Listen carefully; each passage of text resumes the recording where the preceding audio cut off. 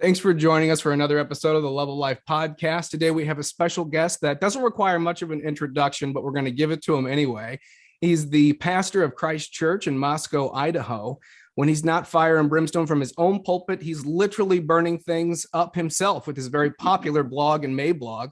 He's written about as many books as P.G. Wodehouse. And in a day and time when a lot of pastors and teachers are going the way of Saruman, he's a rare Gandalf. He's Pastor Doug Wilson. Thank you, Pastor Wilson, for being with us today. All right, thanks for having me. Any education apart from Jesus Christ is for us miseducation. And it produces not education nor an educated man, but a new race of barbarians who are today busily destroying their civilization. Humanistic education is the institutionalized love of death. Christian education, because it serves him who says, I am the way, the truth, and the life, is the love of life. This is the Love of Life podcast, conversations with Jesse and Courtney.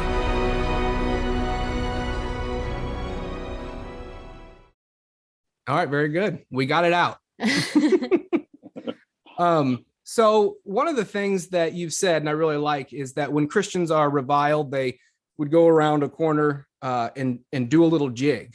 And with the various pieces of tripe and vitriolic nonsense that's come out about you, are you jigging all the time? And what does a Doug Wilson jig look like? Well, you don't want to ask. You don't want to ask about the second one. It doesn't look. It wouldn't be pretty. So we couldn't. So we can't get you to dance on the show. Okay. No. Very good. But that's basically our marching orders. Jesus said, "In that day, rejoice and be exceedingly glad." Yes. So that's what we're told to do. That's right. Awesome. Well, we wanted to get your input on why people can be offended at the idea that God is sovereign. Why is that kind of an offensive idea to us? Because we want to be sovereign. So basically, when someone spells out the sovereignty of God, what we see in that is a rival. And we want that's what sin is. That's a mystery of lawlessness. Sin wants no rival. And we want to be master of our own fate. We want to be in control. Yeah. Mm-hmm. I've heard you talk a lot also about like the creature creator divide. Can you give us a little bit of that breakdown? Yeah. So behind the threat to autonomy that we kick at, it really is a threat to our autonomy. There's a misunderstanding that drives it. And that is, if we're all sitting in a room and we see and we postulate that this room is all that is, and then the biggest one of us, let's call him Zeus, walks over and pushes somebody over, it's his exercise of will is displacing the other person's will. It's like two billiard balls that can't occupy the same space. So, and basically, if someone says, "Okay, here in this room, we're gonna call Zeus God, and we're going to attribute all the doctrines of Calvinism to him," well, that's a real problem, because what you've got is a bully. And what people hear when they hear Calvinists talking, because they assume that we're in this big room and God's the biggest one of us and all the rest of us are little ones, that we're saying that God is a bully. Well, no, because God's outside the room. God is transcendent. God is the creator. And there's an infinite gulf between the creator and the creature, which means that if I'm looking at Shakespeare's play Hamlet, and Hamlet's great to be or not to be speech, it makes no sense to say what percentage of that speech is Hamlet and what percentage is Shakespeare. Well, it's all Shakespeare and it's all Hamlet, right? It's not 90-10, it's not 99-1, it's 100-100. Shakespeare considered this way, Hamlet considered the other way. Now, a lot of people, when they hear that illustration, if they have trouble with God's sovereignty, will kick at the illustration. And before I defend the illustration, let me say that it's the same structural illustration as a potter and a pot, right? If someone says, yeah, but I'm a real being, not a two-dimensional literary figure, I would say, yeah, well, I'm a real being, not a clay pot either, right? So you can't mount any objection to the illustration that doesn't equally apply to what Scripture says. But the thing that's interesting about the objection, and this goes back to the threat to autonomy that I started with, that is, when people object to my illustration, they always say, but Wilson, your problem is that we are living, breathing human beings with hopes, dreams, aspirations, and Hamlet is fictional, right? That's where your illustration falls apart. We're much greater than Hamlet, in other words. And nobody ever has come up to me when I use that illustration saying, Doug, your illustration falls apart. God is much greater than Shakespeare. Right. But the distance between God and me is much, much greater than the distance between Shakespeare and Hamlet, right? So my illustration does fail, admittedly, because God is much greater than that illustration. So the question is, can God in his omnipotence create a world in which he is the sovereign God over every circumstance, and some of those circumstances include free choices by the individuals involved? And the biblical answer is yes. So Jesus says sometimes in the same verse, the Son of Man must go just as it has been determined, but woe to that man through whom it comes. So you have personal responsibility on Judas's part, and you have absolute sovereignty on the Lord's part. That's good. Yeah. So what hope, with that framework in mind, what hope is there for people when there's evil, when there's suffering? Like, how does the Calvinistic worldview help people understand that? Yeah. And I'm glad you brought the question of evil up, because that hypothetical possibility might come true someday.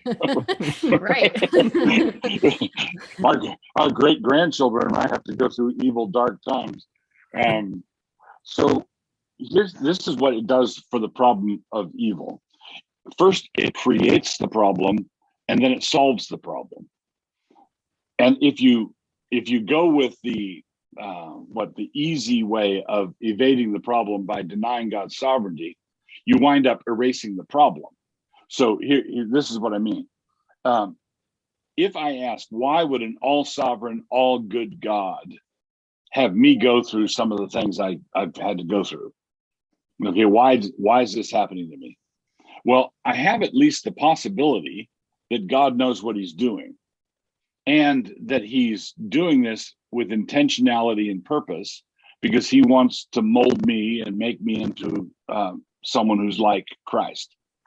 But if nobody's in control, then my suffering is pointless. I mean, you break it down. There's either a point or there's no point.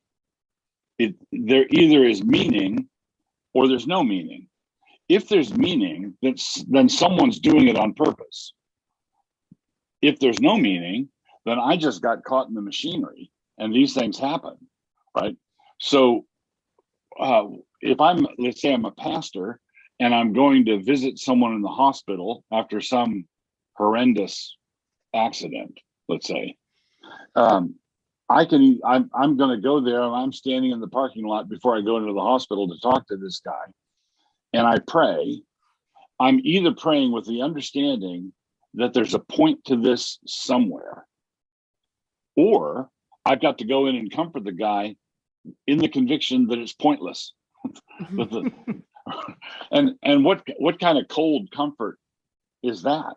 I mean, so if you, and this is particularly stark when you're talking with atheists. The atheists sort of exult in this sort of thing. They embrace the absurdity, not knowing that they're doing it. They say there's the problem of evil because if God is omnipotent and God is good, then why is there evil? Well, I would say if there is no God, if we adopt your solution, if there is no God, then there's no such thing as evil. You've erased the problem by erasing the evil. There's, mass starvation. Well, these things happen, man. Right? Imagine there's no heaven, no hell below us. Above us, only sky. Above Buchenwald, above, so either God is a master storyteller and he's going to bring the best denouement out of the end at the end of the story that we've ever heard, or the whole thing is absurd and pointless. Mm-hmm. So even our tragedies are wrapped up in his sovereign blessing. Right. Even the crazy events that come upon us in our life, we still look at them as a sovereign God who moved and essentially did that, right? I, the Lord, do all these things. Right. Exactly right. And I know as a Christian, there is no such thing as ultimate tragedy.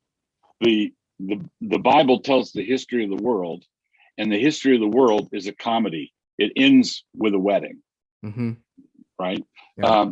So the B stories that many of us occupy can have some really hard things in it, but all things work together for good to those who love God.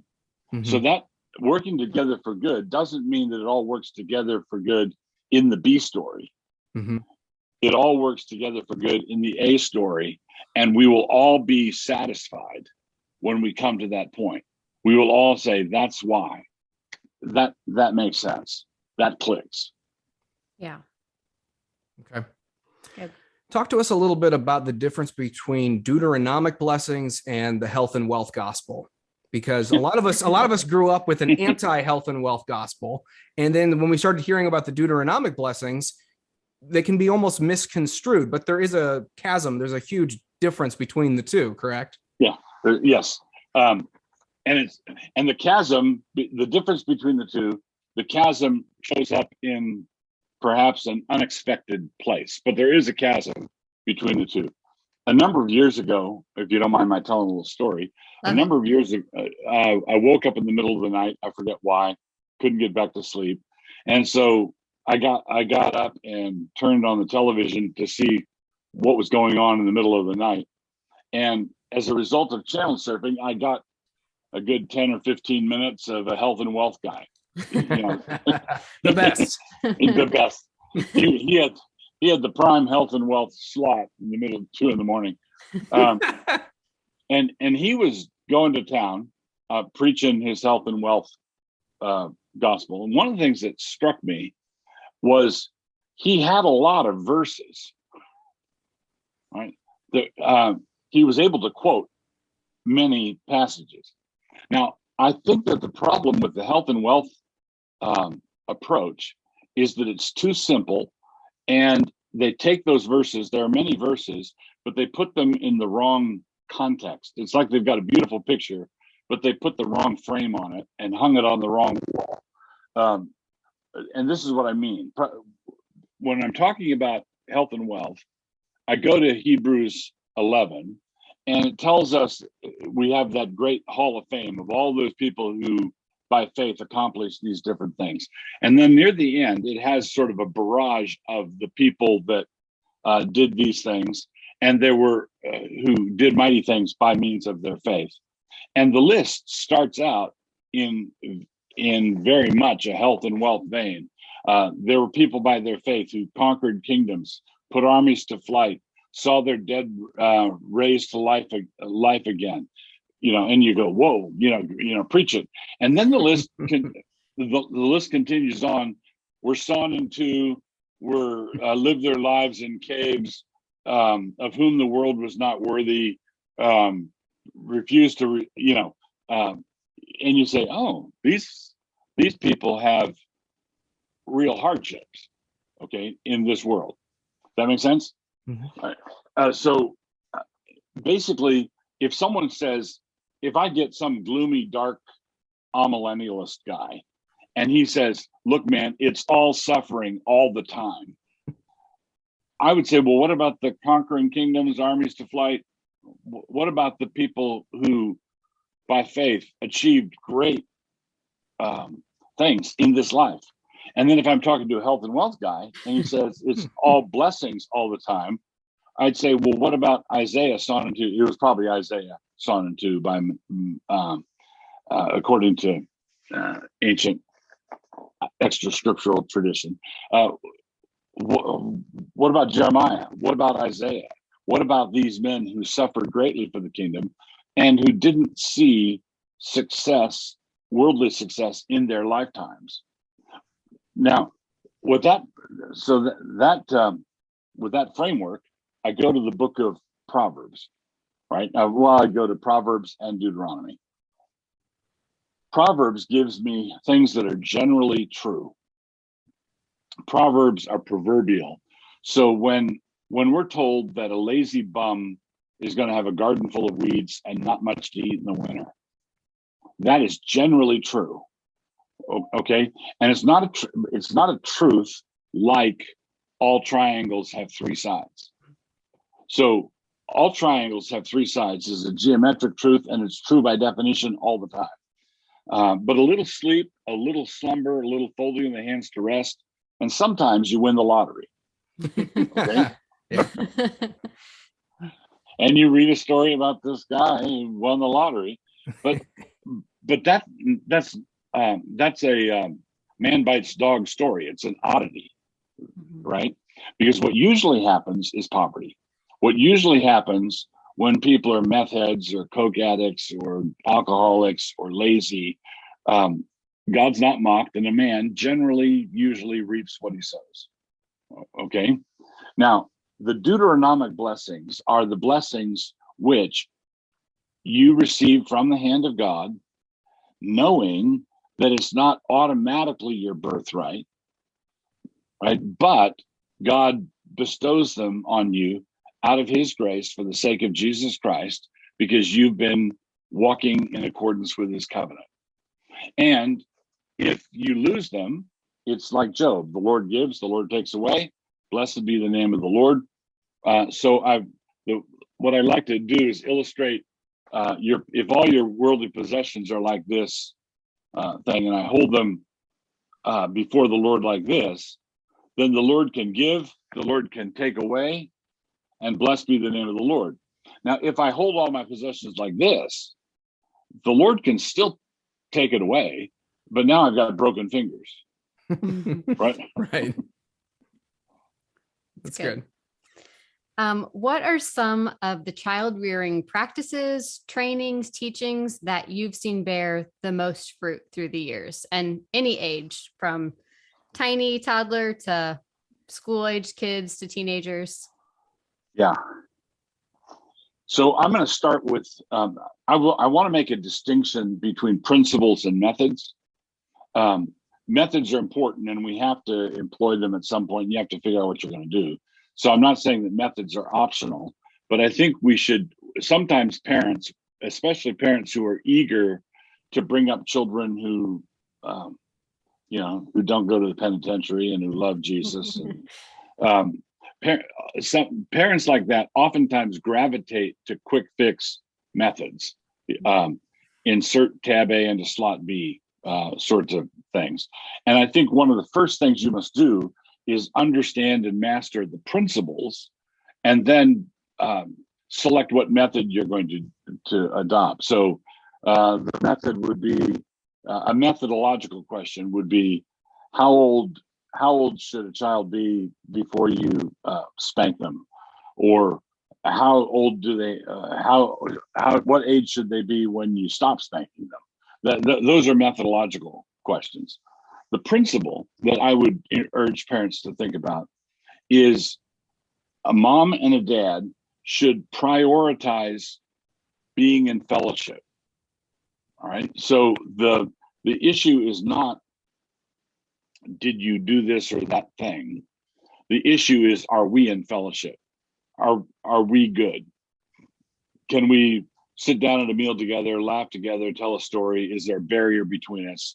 So you're prioritizing fellowship, and you are wanting to deal with any sin that erects a barrier between anyone in the family.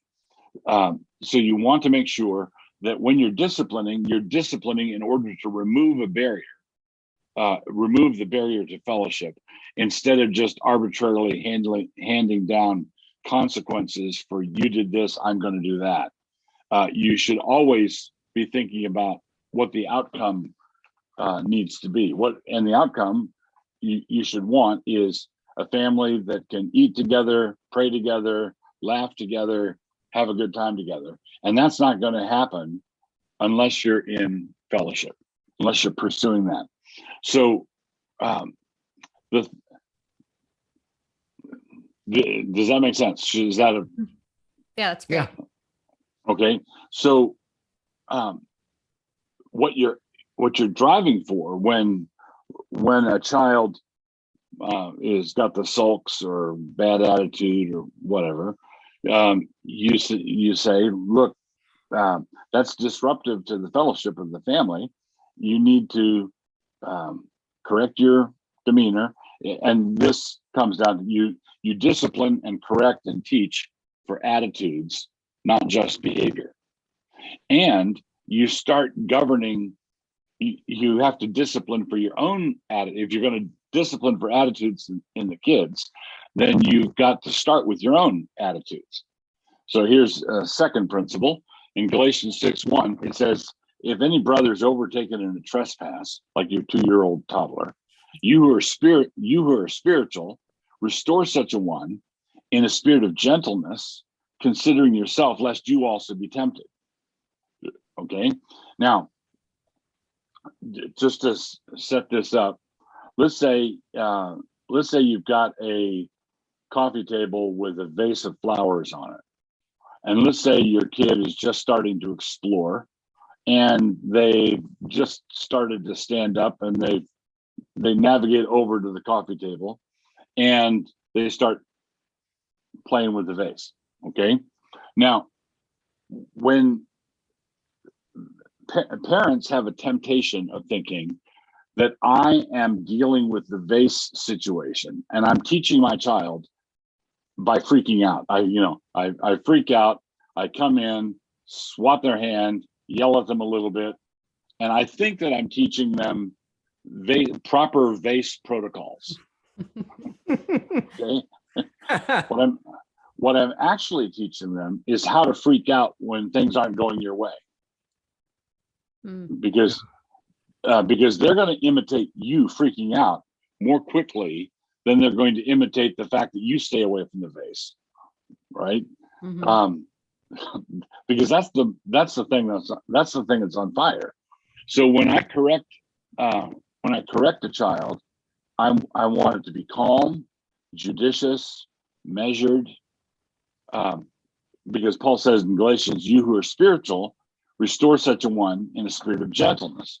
Now, what that means is if I'm motivated to discipline my children, emotionally motivated, I'm probably not qualified. Yeah. Okay. And when I'm qualified, I'm spiritual to discipline them. I'm probably not motivated. Yeah. Right? Because I'm not irritated. I'm not annoyed. I'm not bothered. So I'll just keep reading my book. Yeah. Okay. And as soon as I'm annoyed and I'm motivated to put my book down and go deal with the, little Tommy, I'm probably out of fellowship myself. And so I'm not going to be a good guide or leader on how to lead him back into fellowship because I'm out of fellowship. Right. So that goes back to the first principle of wanting the priority in the family to always be walk with God, stay in fellowship, stay in the joy of the Lord. That's good. So what do you do? A lot of prayer. A lot of prayer.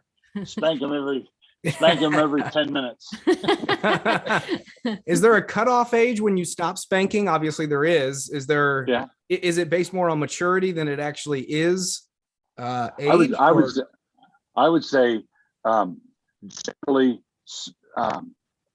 this is all ballpark, but our kids are long grown and everything. But I would estimate that 90% of the spankings that they got were when they were preschool. Okay. Yeah. Okay.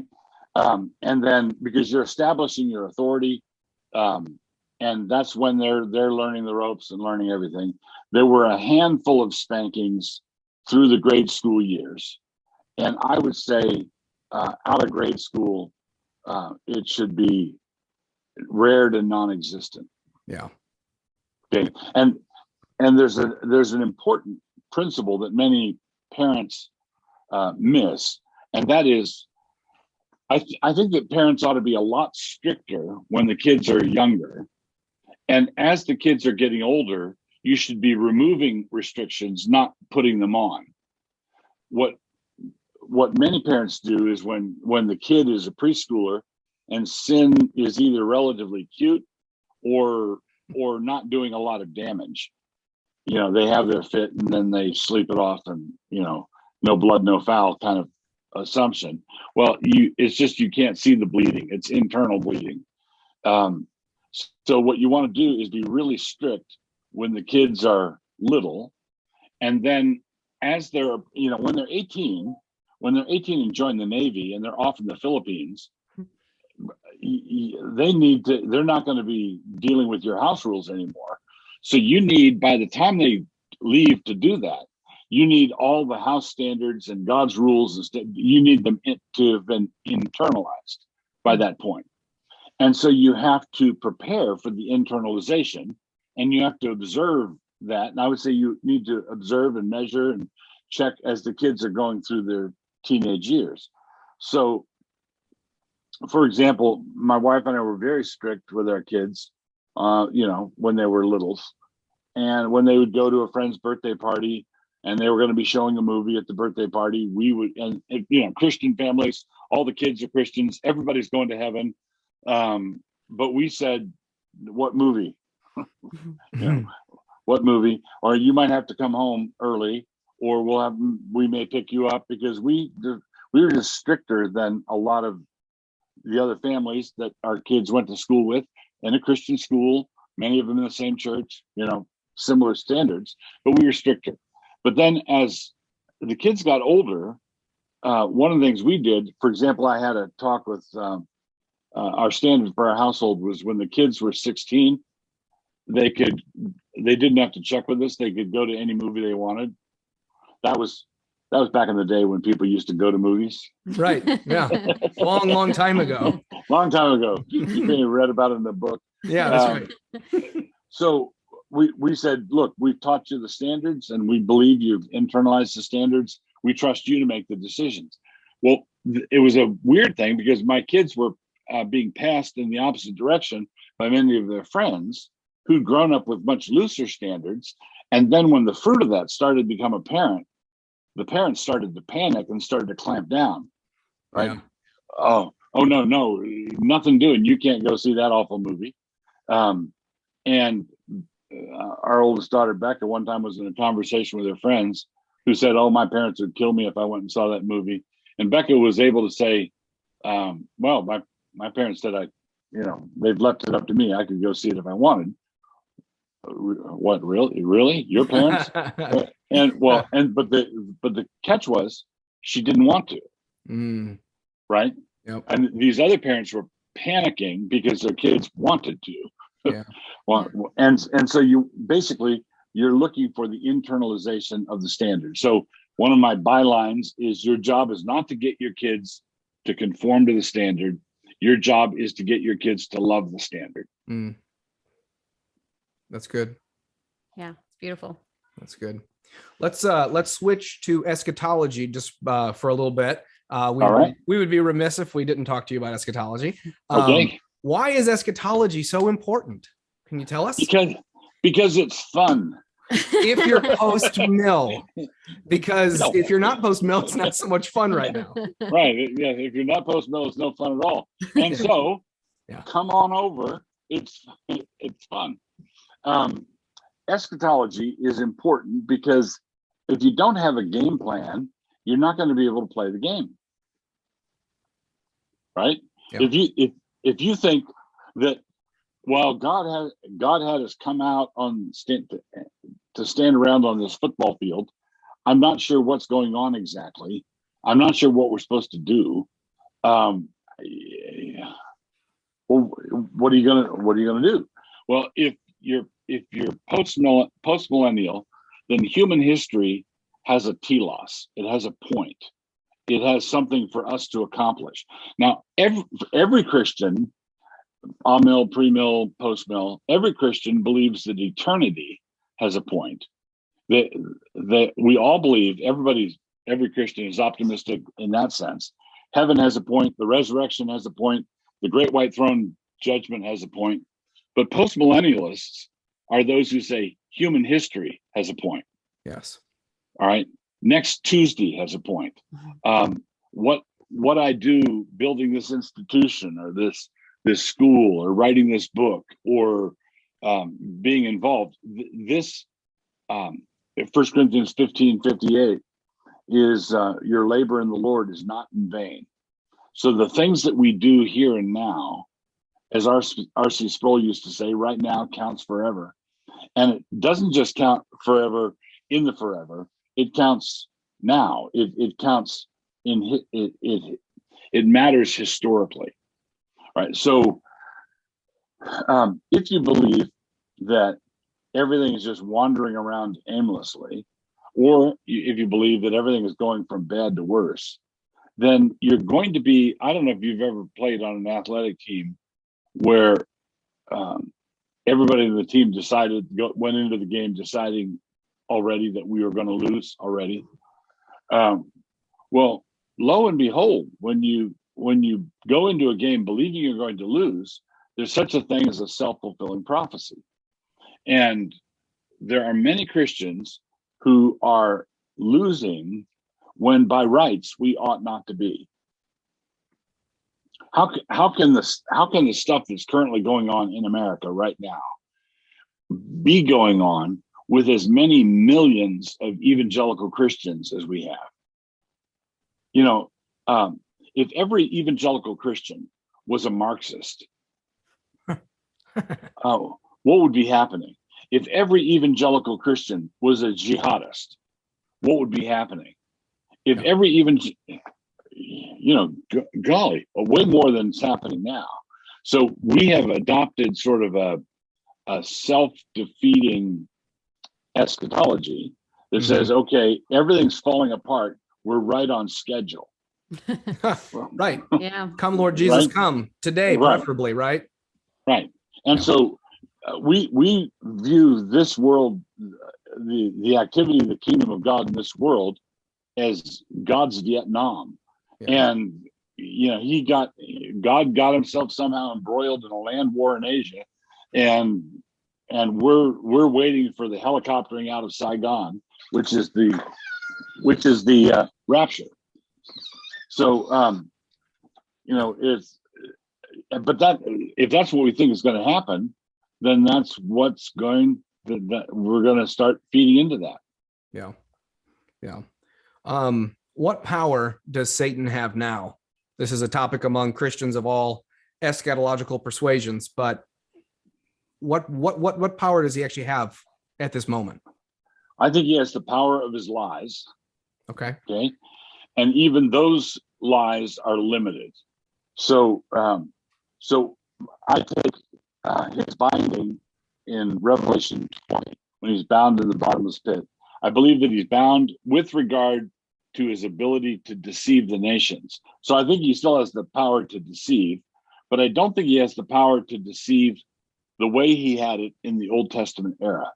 So when you look at the Old Testament, the cosmology is basically the Babylonian Empire, and behind Babylon were principalities and powers. Okay. Behind the Persian Empire were principalities and powers. Behind Rome were principalities and powers. So when Daniel's praying and he gets his answer 3 weeks late, and the angel shows up and says, I would have been here sooner, but I got in a fight with the Prince of Persia on the way, and I was delayed.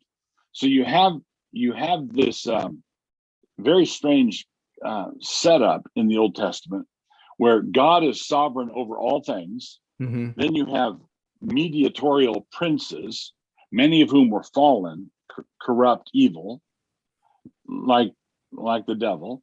And then you had the empires of men underneath that. Okay, that was the basic structure of the Old Testament cosmology. God is always sovereign, mediatorial princes, plural, many of whom are corrupt and fallen, and then the empires of men. So, but Israel was one of the nations of men, and the archangel Michael is a mediatorial prince over Israel. What you have in the New Testament is a cosmological revolution where God becomes man, and when Jesus dies on the cross, he is buried, he rises again from the dead, and he ascends into heaven. What's happening there is, and we are united with Christ by faith, so we're united with him. So the cosmology now is God is sovereign over all. Then next is man in Christ, right? And then under that would be angels, principalities, and powers. There's been a cosmological revolution. Now, and this is all going back to your question about what Satan can do. In the old days, Satan could basically tie the empires of the world up in knots. That was one of the temptations. He offered all the kingdoms of the world and their glory to Jesus in the temptation. Here, these are yours. Just bow down and worship me, and I'll give them to you. So they were his to give. Jesus said no, not because he didn't want those empires, but because he didn't want them as a gift. So, because he says explicitly, I came to bind the strong man. I came down to plunder him. And in Luke, it says it's not just bind the strong man and take his stuff. It's bind the strong man and take his panoply, take his armor, right? So Jesus had every intention of defeating the devil. That means the devil has been largely disarmed from his previous power to sort of orchestrate the nations of men, and there will never be another Babylon and another Persia, that sort of thing, and attempts to rebuild ancient pagan empires like the Third Reich come crashing down after a few years. That can't happen in the new era. Okay. So let me ask you this question. This comes from a friend. I'm literally going to ask you a question for a friend. Okay. Who sent this to me, and it's actually based on Revelation 20, 7-10. And the question is, after the Enlightenment era, we see a very specific turn against God's law in every facet of society during the industrial revolutions. Now the fourth industrial revolution is upon us in the form of transhumanism, technologies that are physically harmful to human life, such as 5G, genocidal shots, abortion, through which there is an undeniable return to ancient Canaanite religions involving abortion as child sacrifice, sex magic as entertainment, etc. We know from the scripture that Satan's dominion in the earthly realm will return in order to deceive the nations. Is it possible that we are in that time period now? And is scientism not a global religion of Satan brought on by satanic ritual and media and entertainment that every nation has been deceived into following as a result? Right.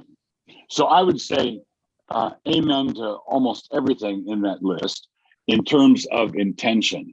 It is very clear that the globalists, the Great Reset people would like nothing more than to have this all come true. I think that that's a very accurate description of their intention.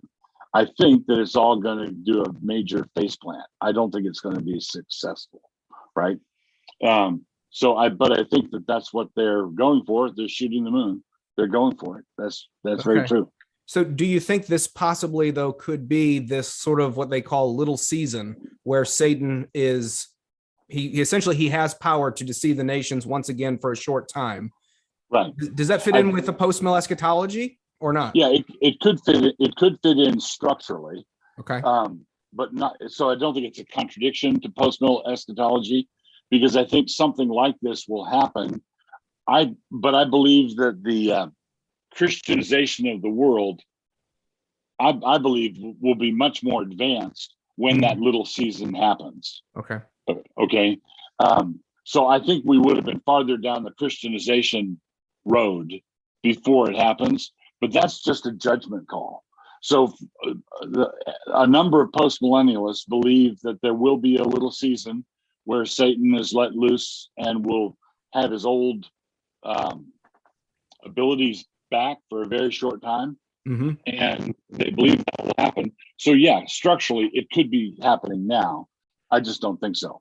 Okay. And biblically, would you cite Isaiah, I think it's 65, and other passages that essentially talk about how the nations are going to stream to the mountain of God before that time? Right. So chronologically, you take that as the nation will be, or the world will be Christianized. There will be a one world religion, and it will be Christianity.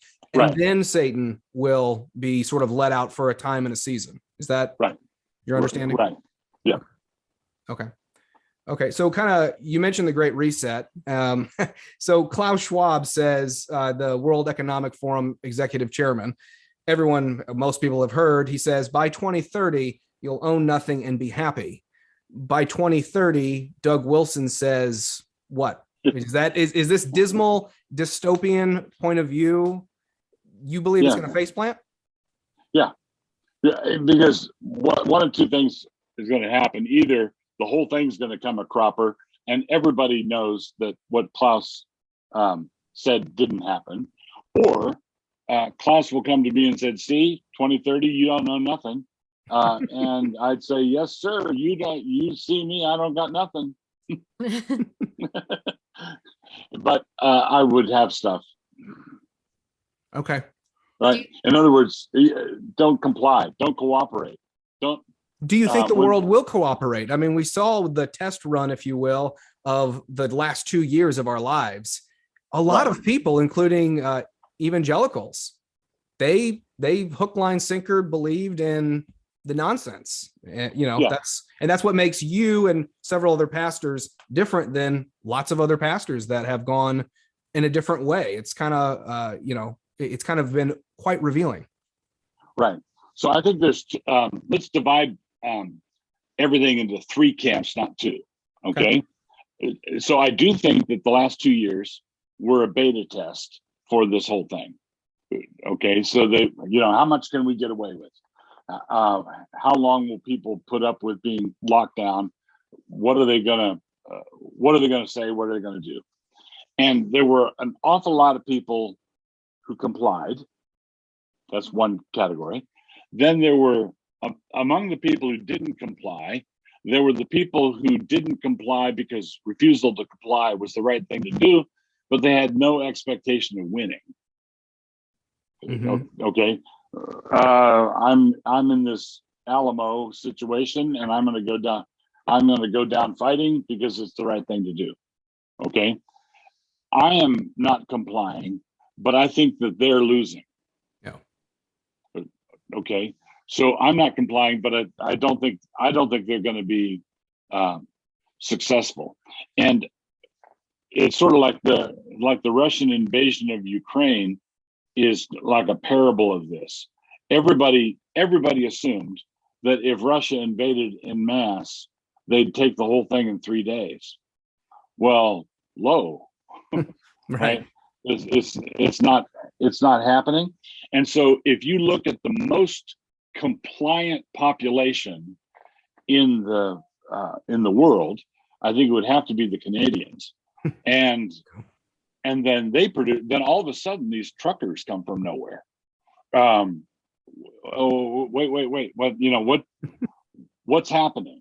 Well, there's a thing, there's called a preference cascade, where what happened when they did this beta test and they said, okay, everybody put on a mask, lock down, can't go to work. A bunch of people gave them the benefit of the doubt for a few weeks and figured out what was going on, and then went into non-compliance. But a lot of people said, okay, I guess they've got our best interest in mind, and they went along and went along and went along. Well, what a preference cascade is one person has the subversive thought, this is just plain ridiculous, but I'm probably crazy. I'm probably the only one who thinks this. And then they look across the office and catch somebody's eye, and all of a sudden they know, well, he thinks it's crazy too. And and then the person on the other side, everybody thinks it's crazy. Yeah. Well, and then when they all stand up all at once, well, okay, all of a sudden it is crazy. And we've discovered that it took 2 years to get there. But we now have politicians successfully riding the crest of popular resistance to this sort of thing. So the Democrats dropped the masking and the lockdown mandates right before the State of the Union like a hot rock, because I think they understand that the midterms are going to be a bloodbath for them. And if that's the case, and if it's enough of a bloodbath, I think that might be the beginning of a concerted rebellion against all of this. Okay. So you are expecting that hideous strength kind of moment with Merlin and sort of the Tower of Babel end scene, that the plans of the wicked, even these plans, will not come to fruition ultimately. That's right. So when I tell the joke is, hey, would somebody send me their conspiracy theory? I'm running out. All of mine are coming true. Right. So when people say, well, they're up to this and they're up to that and they're up to the other thing, I really do believe that these people are bad actors, and I believe that they're the libido dominandi, the lust for dominance, is unparalleled. I think this is a Tower of Babel moment, but I think there are still many people who find Zuckerberg's meta world just plain creepy. You're not going to enter the metaverse? No. Good. Very good. Do you have any follow-up to that? No, that's great. Okay. All right. So Jordan Peterson, can we expect him on season 4 of Man Rampant? Oh, he'd be welcome anytime. He'd be welcome anytime. But we're still comparatively small fry. So so basically, he and I think the Lord was very kind to him. The Lord gave him a huge platform as a result of his defiance of the University of Toronto's draconian requirements on pronouns. Yep. And he is a leader in the world of resistance. And I would love to talk to him sometime. And maybe the Lord will give that opportunity. But we're still chump change. Well, I don't know about that, but yes, that would be a great opportunity. And so similarly, when are you going on the Joe Rogan podcast? Have your people talked to his people? Because we're waiting. Same deal. So he's the biggest podcast in the world. Right. And but he really does, in terms of the faith, he really does need to have some intelligent Christians on. Exactly. Exactly. He's done good work in certain areas, but he's missing it when it comes to the things of God. Yeah, he is. He's definitely got some great common sense, but then he misses it by a landslide. And so I was happy to see your video of him, your respond video. Right. I don't know, viral, but it's definitely got quite a bit of views, and that's great. Maybe that will get his attention, and he'll be like, "Who is this guy? I need to have him on."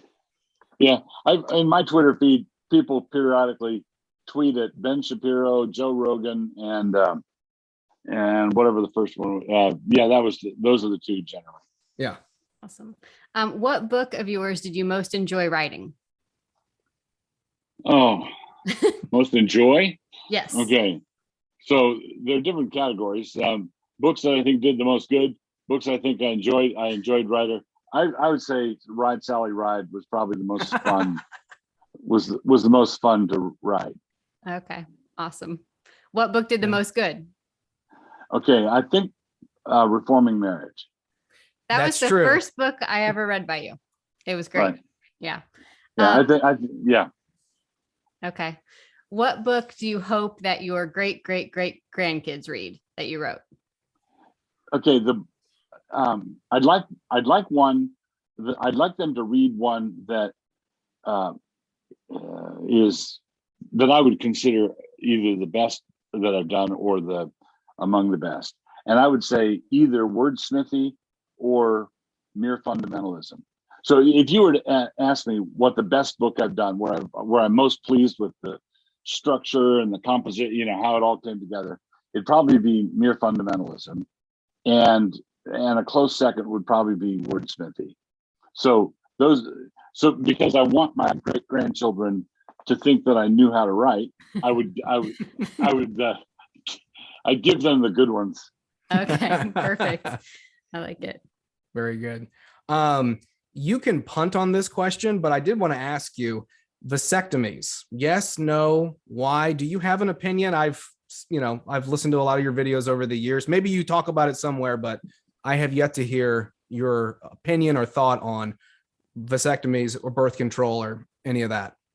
Okay, so on my blog, I do have there's a post I did that sort of 11 theses on birth control. So I think that's the name of it, 11 theses on birth control. Okay. The thing that I would be cautious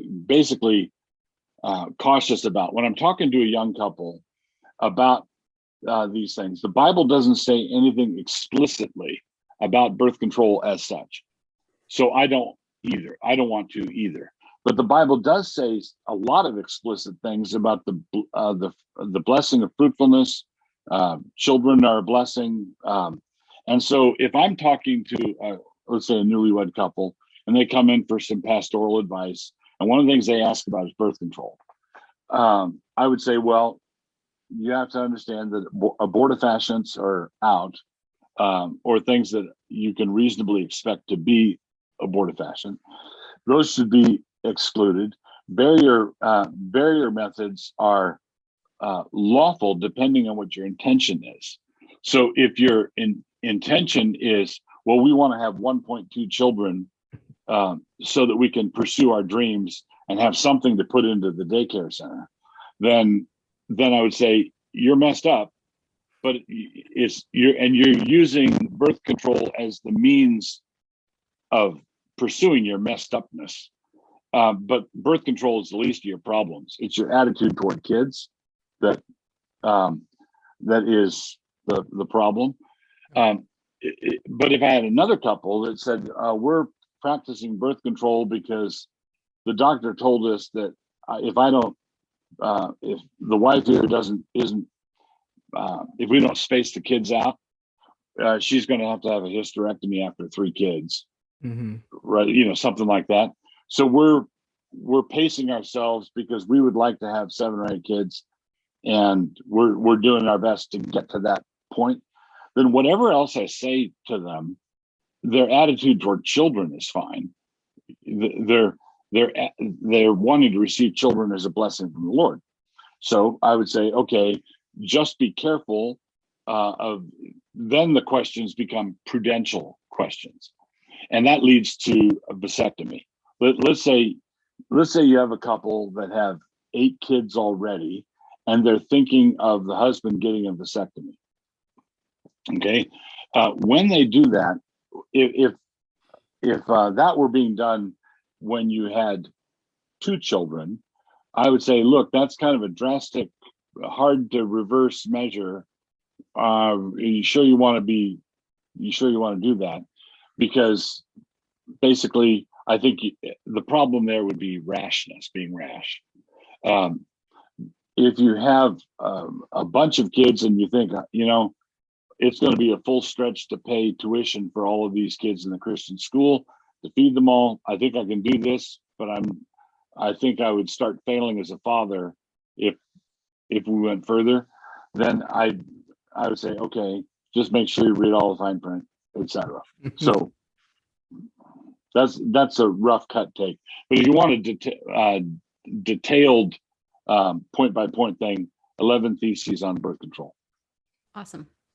Very good. Do you have a favorite topic of debate? Oh, yeah. Paedo baptism. Yeah. Yeah, slavery. Coming from you, that's really funny. No, I would basically, I probably enjoy debating atheists the most. Yeah. Because it's about something that really matters.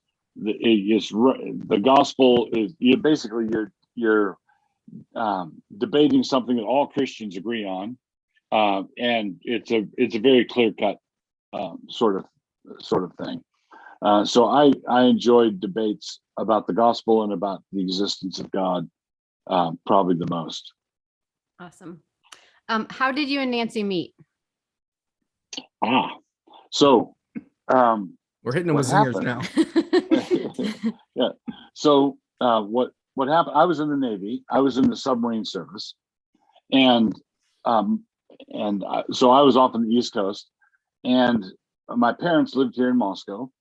And I was talking on the phone one time with my mom, and she said, "Well, Doug, I don't care what kind of girl you bring home, as long as it's a girl like Nancy Greensides." And so I thought, So I filed that away, basically filed that away. And when I came home on leave, I had a year left in the Navy. I came home on leave, and I met Nancy at my parents' house.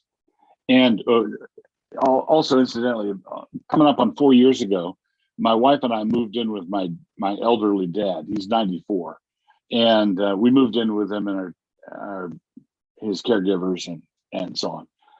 And a little while ago, it struck Nancy and me that we were sitting in the living room, and we struck us. This is the room we met in. You know? Wow, awesome. I remember that. I remember you. So what happened was Nancy had graduated the previous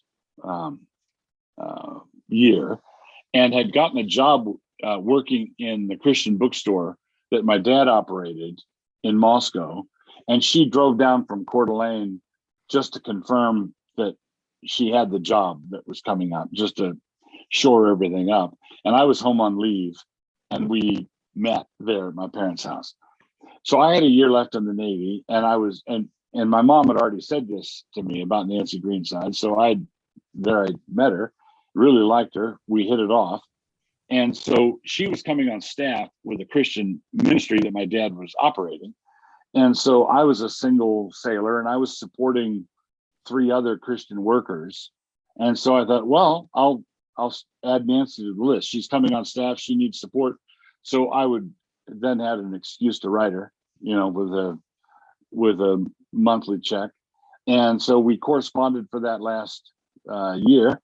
And she came on staff with my dad's ministry, and we had corresponded for a year. And then when I got out of the Navy the following year, I was in hot pursuit. Awesome. So is it fair to say you liked her first? Yes. Okay. Entirely fair. Okay. So when I proposed, it caught her flat-footed. Yes. But she said yes. So she said yes after 3 days. 3 days? Oh man. And she kept me twisting in the wind for 3 days. Well, because I'd been thinking about it for a long time, and she had to go from a standing start. Whoa. Okay. Nice. Very good. All right. Last question: pipes or cigars? Cigars. So I've got a pipe, but I've not smoked it enough to be any good at it. Okay.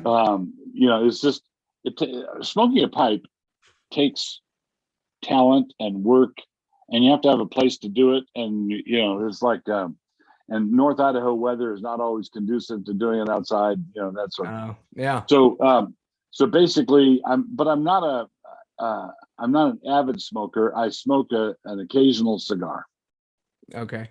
Very good. And do you have a favorite or just No. whatever cigar? No. No. Just I'm basically I think I might have like 10 taste buds total. I can tell if something's hot or cold. So as far as cuisine, you don't really have much of a smorgasbord. You don't really have too much variety. Yeah. I have a lot of variety, but I think some things are lost on me. Okay. Right. So I'm not the kind of person that you could. If a trained sommelier who's got 10,000 taste buds on his tongue, can take a sip of wine blindfolded and tell you what country, what vineyard, what year, because he's got it dialed in. And, it's the sort of thing where I could probably tell you if it was red wine or white wine. Okay. Very good. Well, Pastor Wilson, it's a pleasure to speak with you today. Thank you for coming on our show. Pleasure to be with you. Thank you. Yeah, thank you. Thank you for listening to the Love of Life podcast, Conversations with Jesse and Courtney. It is our duty through our schools to create a new one, a God-centered one. We are told in Proverbs 8, verses 35 and 36, "For whoso findeth me findeth life, and shall obtain favor of the Lord. But he that sinneth against me wrongeth his own soul. All they that hate me love death."